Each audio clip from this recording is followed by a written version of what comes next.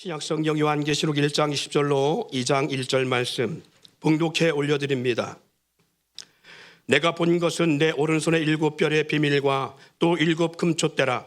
7별은 7교회의 사자요 7촛대는 7교회니라.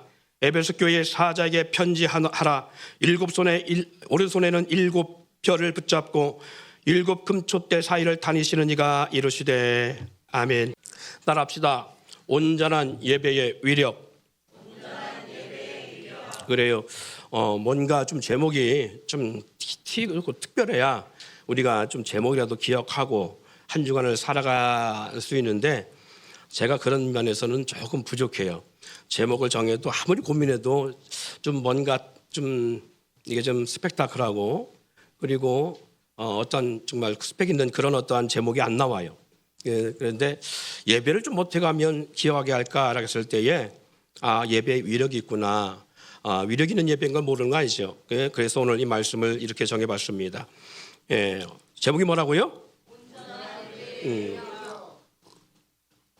예배에는 위력이 있는데 그냥 예배에 위력이 있는 게 아니라 온전한 예배의 위력이 있습니다. 오늘 이 시간 저와 여러분이 예배할 때 이 위력의 역사를 경험하기를 소망합니다. 찬양을 해도요 그냥 배에 힘이 안 들어가고 목으로만 찬양하면 그 주님의 찬양의 위력을 경험하지 못합니다. 기도를 해도 그냥 중언부언하듯이 입술로만 하는 기도에 그 역사를 경험할 수가 없습니다.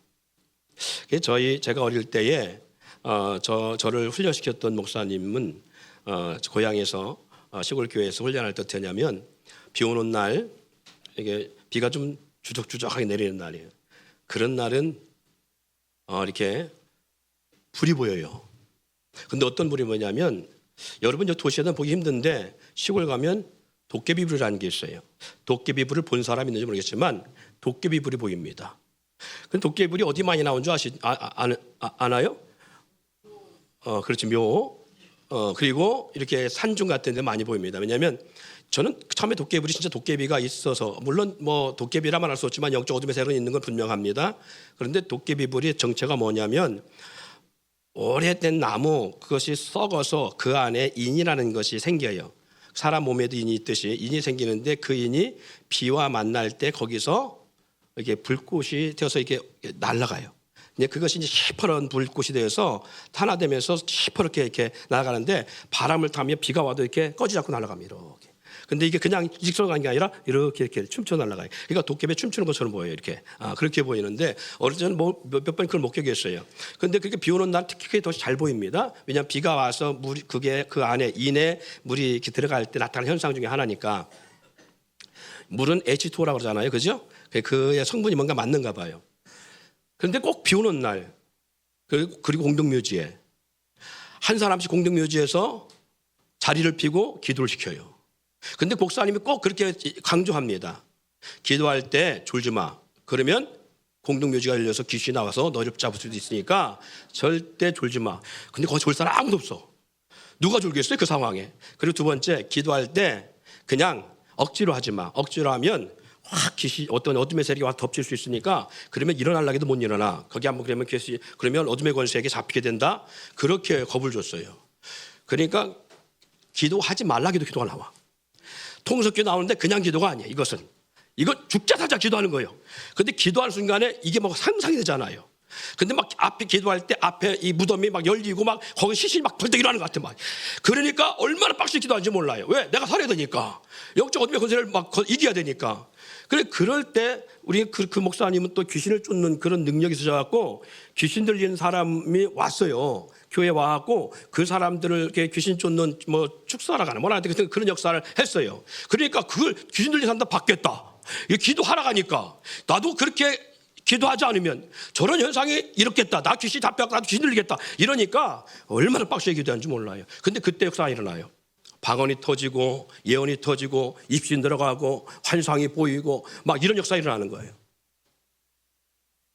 전심으로 기도한다는 건 어떻게 보면 그런 모습이 아닐까 싶습니다. 사랑하는 여러분, 제가 이 말씀 드리는 것은 그와 같이 이 시간 우리에게 주어진 기도의 시간이 내 생애의 마지막 기도 같다. 내 삶에 살고자 하는 생사의 문제의 기도 같다. 기도 시간이다라는 생각을 가지고 기도하면 기도가 달라집니다. 할렐루야. 그렇게 찬양할 때에 찬양의 임재 역사를 경험할 수 있습니다. 그런 마음으로 하나님 말씀 들을 때 그 말씀 안에서 우리는 간절함이 생기게 되어 있습니다. 사랑하는 여러분께서 그냥 종교적으로 습관에 따라 어쩔 수 없이 매주 드려지는 그런 예배가 되지 않기를 바랍니다. 여러분, 예배는요, 이방 종교나 우상을 숭배하는 그런 사람들처럼 종교식이나 그런 하나의 프로그램의 시간이 아닙니다. 예배는 성령 하나님의 임재하시고 운행하시는 하나님과의 깊은 만남과 교제의 시간이고 축복과 은혜의 시간이라는 잊지 않기를 바랍니다. 여러분, 밥을 매일 먹지요? 예, 우리가 밥을 매일 먹고 살아갈 때에 우리의 삶에 있어서 밥을 매일 먹는 것은 꼬박꼬박 식사를 우리가 하는 이유는 하나의 의식이 아니잖아요. 이런 밥 먹을 때 어쩔 수 없이 의식적으로 먹어요? 아닐 거예요. 적어도 밥을 먹는 것은 내가 살기 위해서 먹는 거예요. 왜냐하면 우리가 밥을 안 먹으면 죽어요. 여러분, 그걸 경험해 보려면 이번 명절 때 꼭 3일 금식해 보세요. 그러면 힘이 나는가 안 나는가. 3일 정도 금식하면 야, 사람이 이렇게 맥이 없구나. 아무 소망이 없어.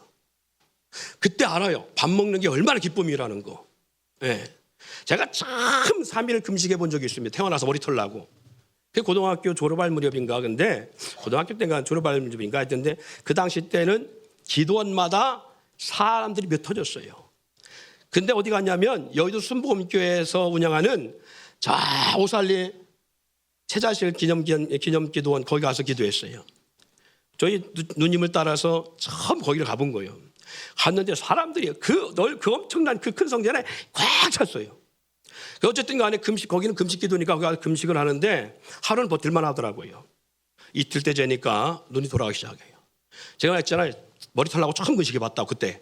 처음 금식하는데 하루는 견딜 만한데 이틀 되니까 눈이 돌아가는데 근데 거기는 집회를 하루에 5번 해. 그게 얼마지죠? 더구나 집회가 1시간에 끝나지 않아요. 그러니까 하루 집회하는데 거기는 기도할 때 주여 이렇게 하면 안 돼. 막 진을 빼기 기도시켜요. 통성기도 얼마나 빡세게 시킬지 몰라요. 힘은 없고 배는 고픈데 통성기도 시키니까 기도는 안 나오고 얼마나 막 배가 막 틀리고 그러잖아요. 한 이틀 점심 때 되니까요. 어떤 조그만 아이가 엄마랑 따라와서 뻥튀기를 먹는데 뻥튀기 가루가 내 옆에 또르륵 굴러가 떨어졌어요. 나도 모르게 그 손이 가더라고. 나도 모르게 손이 가요. 이렇게 가요. 이틀 저녁 됐는데 너무 지쳐가지고 집회 끝나고 쉬는 시간에 밖에 나와서 이렇게 연못이라고 조그만 연못이 있더라고요. 연못에 그 위에 벤치 같은 데서 연못을 바라보고 앉는데 잉어를 보는데 잉어가 그렇게 먹고 싶어. 눈에도 안 들어온 것들이 그때 그렇게 먹고 싶게 들어오더라고요. 제가 이 말씀드리는 것은 밥은 살기 위해서 먹는 거예요. 의식이 아닙니다. 하나의 그냥 프로그램이 아니에요. 밥은 살기 위해서 먹는 거예요. 그렇기 때문에 밥은 먹어도 되고 안 먹어도 되는 게 아니에요. 반드시 먹어야 되는 거죠. 그죠? 옛말에 밥이 보약이다, 밥심이다 라는 그런 말이 있었어요. 밥을 먹지 않고 사는 사람은 없습니다. 먹기가 귀찮다고 해서 밥을 거르거나 밥을 안 먹으면 죽음과 연관성이 있습니다. 여러분 이와 같이 예배도 다르지 않습니다. 예배 생활이 자주 있음으로 인해서 투덜거리는 사람을 많이 봅니다. 우리 교회야 예배가 워낙 많지 않기 때문에 새벽 예배도 없다가 올해 들어와서 처음 새벽 예배를 하기 시작했잖아요. 그죠? 근데 제가 새벽 예배 드리면서 억울한 생각이 들어. 죄송합니다. 목사도 이래요. 억울한 생각이 들어. 그래서 쥐들은 한 번씩 피곤하면 빠져. 근데 목사는 빠져. 그래서 제가 집사람이 2월, 3월, 5월 때까지 새벽 예배 인도자들을 팀을 쭉 세웠는데 나 2월 달 새벽 예배 안 해. 제가 그랬어요. 왜냐면 목사 혼자 나와야 돼요. 그때 목사는 매일 나와야 돼. 그래도 한번 안 나와봐요. 우리 조 집사님이 며칠 전에 새벽 예배를 나오셨어요. 새벽 나오셨는데 조 집사님이 나온 그날 하필이면 장로님 세 분이 다 빠졌어. 새벽 예배 끝나고 조 집사님이 저한테 그러더라고요. 목사님 저한테 기회를 주세요. 어떤 기회? 그랬더니 그래요. 장로님 세 분을 좀 모아놓고 제가 주일날 교육 좀 시켜야 되겠습니다. 옥상 문을 좀 열어달라고. 예, 그럼 열어드릴게요. 마음대로 하시라고. 근데 본인은 일주일에 한 번 나왔어, 새벽 예배. 장로님들 매일 나오다가 그날 하루 빠진 거야. 그날 하루 빠졌는데 본인은 보니까 안 나왔거든. 남들이 다 장로님들이 안 나왔거든. 그러니까 뭔가 내가 나왔는데 안 나왔네? 이게 이런 외식이 있잖아, 이게. 원래 그래요. 목사는 매일 나와요. 이게 그래서 매일 나오던 사람이 어쩌다 빠지는데 그날 누가 나오냐면 평생 안 나온 사람이 나오는 거야. 평생 안 나온 사람이 그날 나보니까 안 나왔거든. 자기가 생각할 때 라이벌 되는 사람이 많이 안 나왔거든. 그러니까 안 나왔다고 온 방에 소문 다 내. 사랑하는 여러분, 제가 뭘 하는 게 아니라 우리가 그래요. 그래서 제가 가만히 생각하니까 저만 주장창 나와야 되겠더라고. 그래서 성도들은 자기 피곤하면 안 나와도 되고 뭐 안 나와도 뭘 할 사람 없고 그러니까 안 나와. 그래서 제가 괜히 억울한 생각 들어갖고 내가 2월달 기도회는 좀 내가 새벽 기도회는 좀 내가 좀 고민해봐야 되겠다고 그랬어요. 여러분 누굴 위해 하는 게 아니잖아요. 그죠? 예. 저한테 그랬어요. 누굴 위해 하는 게 아닙니다, 목사님. 해봐요, 빨리. 누굴 위해 하는 게 아닙니다, 목사님. 그래요. 누굴 위해 하는 게 아니에요. 자, 벽을 치면 기둥이 온다겠지요? 예. 여러분도 자신에게 반문하는 거예요. 그죠? 예. 저도 마찬가지입니다. 누굴 위해 하는 게 아니에요. 우리 자신을 위한 거지. 예. 그와 같이 예배 생활을 자주 한다고 그것이 나쁜 것이 아니잖아요. 자기 간에는 지식과 생각이 좀 깨어 있다고 해서요. 사람의 생각 속에 일주일에 한 번 예배 되지 않는가? 그럴 수 있어요. 그럼 밥도 일주일에 한 번만 먹으면 돼요, 그럼.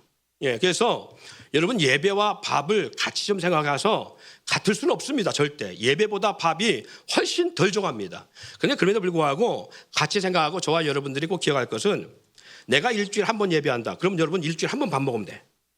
그 사람 하나님 뭐라고 안 해. 하나님 절대 그 사람한테 책망 안 할 거예요. 예. 그런데 매일 밥 먹는 사람은 매일 교회 나온다 생각해야 돼. 매일 예배한다 생각해야 돼. 물론 예배는 이 시간 와서 1시간 드리는 예배는 다가 아니라겠어요. 삶의 예배가 중요합니다. 그래도 불구하고 삶의 예배가 승리하려면 공적 예배의 승리자가 돼야 돼요. 공적 예배에 승리하지 못하고 삶의 예배를 승리하느냐? 절대 그럴 수 없습니다. 그러기에 저와 여러분들이 꼭 기억하세요. 그리고 제가 점검할 날이 있을 거예요. 일주일에 딱 한 번 예배 나왔는데 일주일 내내 밥 먹고 있다? 그 사람 내가 아장 낼 거예요. 태준아, 잘 계산하고 있다가 성도들 전부 다 체크 좀 해줘. 알았지? 예. 일주일에 한 번 예배하고 나오는데 매일 밥 먹고 있다. 나한테 그거 고발해. 예. 꼭 해줘라. 그러려면 네가부터 해야 되겠지, 그치? 예. 네가부터 해야 돼. 우리 그런 역사가 있어야 돼요. 그래서 꼭 여러분 예배에 성공하는 역사가 있어야 돼요. 매일 먹는 밥 뭘 자주 먹나 일주일에 한 번만 먹고 살지 그럴 수 없는 것처럼 예배도 그렇습니다. 자, 그러기에 오늘 저와 여러분들이 온전한 예배의 위력이 뭔가? 그것은 바로 한 번 예배로 인생이 바뀌고 달라지는 그런 놀라운 역사가 있기 때문에 예배가 중요하고요. 온전한 예배자가 되어야 돼요. 여러분 한 번 예배로 인생이 바뀌고 달라지는 그런 사람들이 이 땅에 수없이 많이 있습니다. 실패했던 삶이 한 번 예배 성공에 대해서 그 패배의식 속에 갇혀 허우적거리던 사람이 한 번 예배로 주님 만나고 인생을 재개하거나 삶의 어떤 삶에 성공하거나 아니면 포기했던 삶을 다시 살아가는 그러한 저력이 되거나 이런 역사들이 성경의 인물들만이 아니라 이 땅에 그리스도 예수 안에서 예배로 주님 만난 예배 성공 예배자가 된 사람, 정말 그 예배를 통해서 하나님을 만난 사람들의 역사 속에는 비일비재하게 많습니다.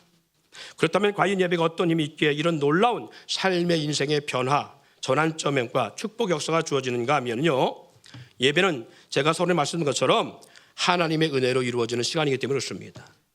여러분 예배는 하나님의 임재의 시간입니다. 예배는 누구 임재라고요? 하나님 임재의 시간이에요. 그냥 종교적 행사가 아닙니다. 예배는 하나님 임재하는 시간이고 그 전에 하나님이 우리 육체의 눈을 보이지 않지만 영의 하나님이 우리 가운데 오셔서 우리 가운데 지금 거하는 시간이 하나님의 임재 시간이고 예배는 하나님의 운행의 시간입니다. 오늘 본문 가운데 그러잖아요. 본문 가운데 뭐라고 기록하고 있냐면 20절에 1장 10절에 내가 본 것은 내 오른손의 7별의 비밀과 또 7금촛대라. 7별은 7교회의 사자요 7촛대는 7교회니라. 그러면서 1절에 뭐라고 있어요? 에베소 교회의 사자에게 편지하노니 오른손에 7 오른손에 있는 7뼈를 붙잡고 7 어디게 하신다고요? 금촛대 사이를 거니시는 이가. 여러분, 촛대가 뭐라겠어요? 예? 교회라고 그러죠. 교회. 그러면 7 촛대 사이에 거닌다는 얘기는 지금 다른 말로 뭐예요? 교회 사이에 운행하시는 분이란 얘기예요. 여러분, 교회가 누구예요? 교회가 성령 안에서 구원받은 성령 임재와 역사 나타나는 성도의 모습이 교회잖아요. 저와 여러분이 각자 교회입니다. 그러면 성도 사이에 지금 누가 운행하고 계시다? 7 촛대를 붙잡고 7뼈를 붙잡고 계신 주님, 그분이 지금 우리 가운데 운행하고 계시다고요. 그래서 예배는 그냥 종교 생활이 아닙니다. 예배는 주님의 임재와 운행의 시간입니다. 하나님이 인생을 축복하기 위해서 인생을 부르시는 시간이 예배예요. 예배는 하나님이 나를 부르심과 내 가운데 역사하신 주님이 나를 만나주시고 나를 축복하시는 시간이 바로 예배 시간이 밀지 않기를 바랍니다. 그러기에 예배는 우리의 어떤 쇼맨십이나 예배는 어떤 퍼포먼스, 이게 아니라 예배는 주님을 만나고 주님이 나와 다이렉트로 만난 시간이고, 나에게 말씀하는 시간이고, 나에게 역사하는 시간이고, 그리고 나를 축복하는 시간이고, 나에게 하나님의 놀라운 역사를 보여주는 시간이에요. 그리고 주님의 간섭이 있는 시간입니다. 그러기에 이 예배가 위력이 있다는 거예요. 그러기에 예배하다가 때로는 입신하기도 하고요, 예배하다가 기쁨을 찾기도 하고요, 예배하다가 울기도 하고 웃기도 하고 감격하기도 하고, 예배 가운데 위로와 소망을 경험하기도 하고요, 회개와 비전 역사 일어나기도 하고요. 예배 가운데 놀라운 역사들은 수없이 많은 방법으로 나타납니다. 하나님은 우리에게 예배를 통해, 그리고 설교자 입을 통해 한계에 부딪히는 나를 위로하기도 하시고, 그리고 나를 돕기도 하시고, 나에게 잘못된 삶을 권면하시기도 하시고, 책망하기도 하시고, 그리고 위로와 은혜가 필요한 자에게 위로하시기도 하시고, 은혜를 부어주시는 놀라운 은혜의 시간이 밀지 않기를 바랍니다. 온전한 예배는 그러기에 하나님으로 내가 누구인지 나를 알게 하는 시간이고요, 하나님으로 사명과, 그리고 내가 하나님으로 어떤 사명을 갖고 있고 어떤 사역을 감당해야 되는지 그것을 발견하고 깨닫게 하는 시간이기도 합니다. 여러분, 출애굽기 3장에 보면 우리가 너무나 잘 아는 대로 모세의 사건이 나옵니다. 모세가 하나님의 산에서 하나님을 경험하는 놀라운 역사의 사건이 나오지요. 그는 광야라는 그런 환경 속에서 그의 남은 생애의 마지막을 준비하는 삶을 살아갑니다. 자신의 모습이 어떤 인생인지 모른 채 그는 과거 화려한 40년의 에집트에서의 왕궁의 왕자의 자리에 살다가 쫓겨나 광야, 미디안 광야에서 남은 생애를 살아가는데 80이 되었잖아요. 80의 나이에 모세의 삶에 아무 꿈도 뭣도 없는 시간이에요. 사랑하는 여러분, 오늘 여기에 그 나이 되신 분들도 있을 줄 압니다. 그보다 젊은 나이를 지금 걸어가고 있는 분들도 있을 줄 압니다. 저와 여러분들이 이 자리가 단지 예배당이 아니라 모세가 하나님의 산에서 주님을 경험하듯이 저와 여러분이 그 가시떨기에서 모세가 하나님을 만나고 하나님이 모세를 만나주는 것처럼 오늘 저와 여러분이 그 시간 되기를 소망합니다.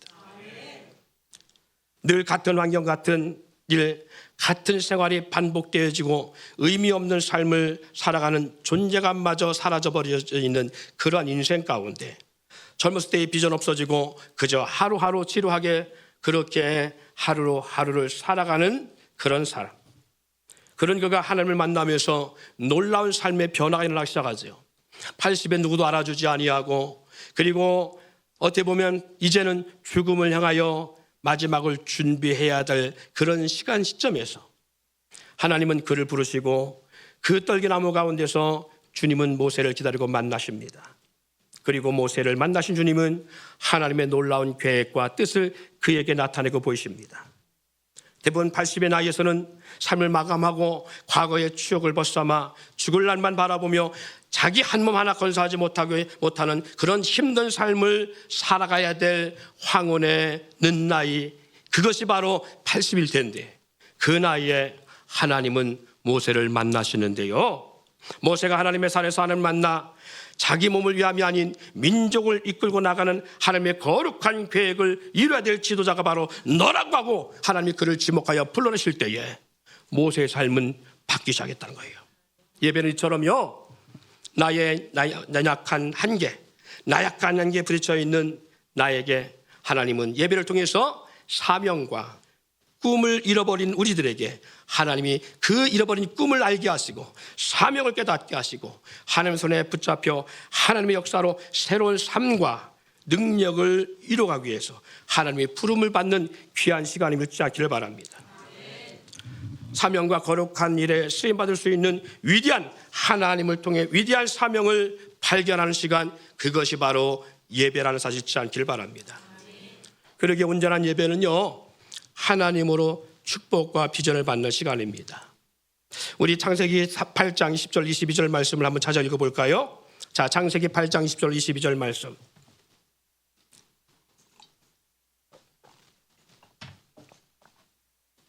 같이 있습니다. 시작. 노아가 여호와를 위하여 단을 쌓고 모든 정결한 짐승 중에서 모든 정결한 새 중에서 취하여 번제로 단에 드렸더니 여호와께서 그 향기를 흠량하시고 그 중심에 이르시되 내가 다니는 사람으로 인하여 땅을 저주하지 아니하리니 이는 사람의 마음에 계획하는 바가 어려서부터 악함이라. 내가 전에 행한 것 같이 모든 생물을 멸하지 아니하리니 땅이 있을 동안에는 신음과 거듭과 추위와 더위와 여름과 겨울과 낮과 밤이 쉬지 아니하리라.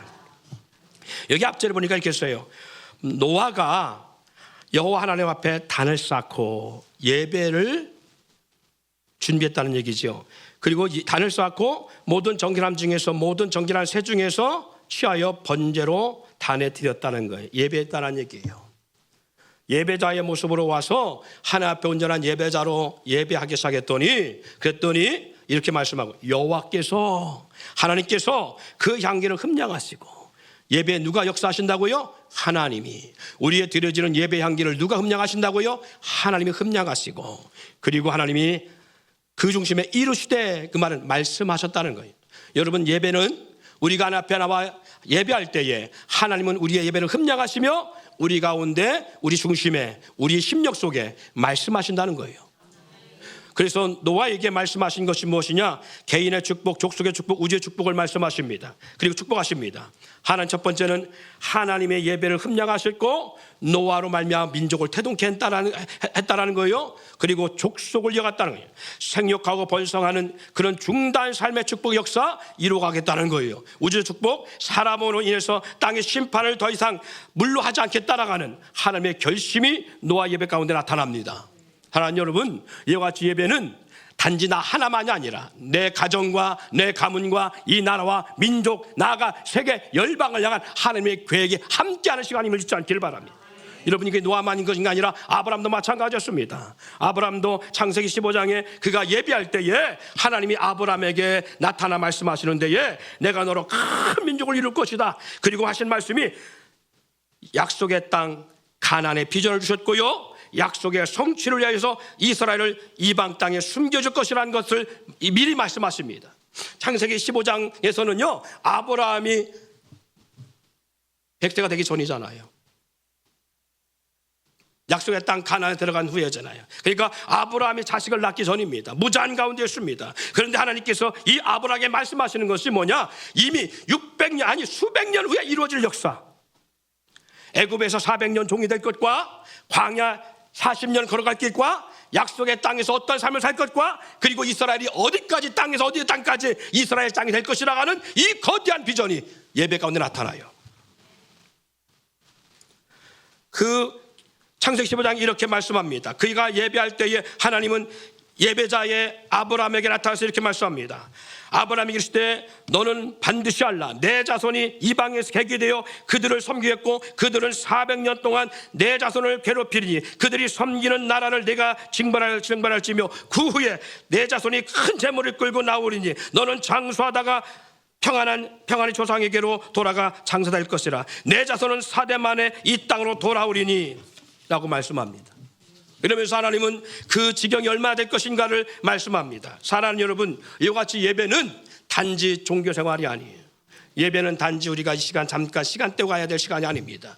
예배는 하나님이 말씀하시고 하나님이 우리를 찾아와 만나주시고 그리고 하나님 우리를 향한 놀라운 비전을 제시하시고 그리고 우리의 기도에 응답하시고 그리고 우리 가운데 하나님의 크고 은밀한 일을 나타내는 시간입니다.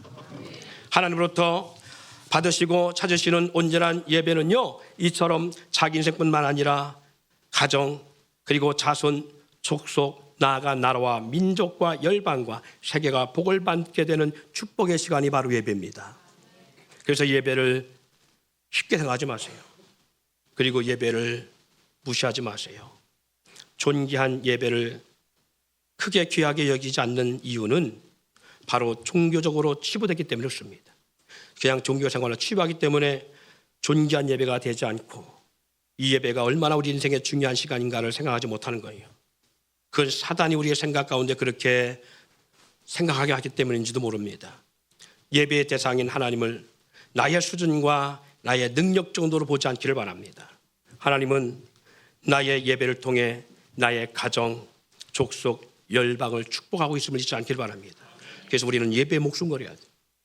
그리고 이 한 번의 예배가 내 생애의 마지막 예배 같은 목숨을 함께한 목숨 건 예배가 될 때에 하나님은 여러분에게 이와 같은 놀라운 역사를 합니다. 구약의 예배는 희생의 제물이 따랐습니다. 왜 그러냐? 죽음을 대신한다는 거예요. 목숨을 내놓는다는 거예요. 네가 목숨이 하나밖에 없기 때문에 네 목숨이 아니라 너를 대신한 생명의 목숨이 드려지는 게 예배예요. 그래서 오늘 주님께서 우리 가운데도 이러한 예배를 원하시는 거예요. 산 예배를 드리라. 그것이 영적 예배라고요. 이 시대를 본받지 말고 우리가 산 예배를 드리길 원할 때에 주는 이런 예배를 찾으시고 이런 예배 가운데 역사한 줄 믿습니다. 이 온전한 예배의 위력, 우리 살아가는 성도들에게 예배를 통해 날마다 그리고 매 예배 시간을 통해 경험할 수 있기를 주님의 이름으로 축원드립니다.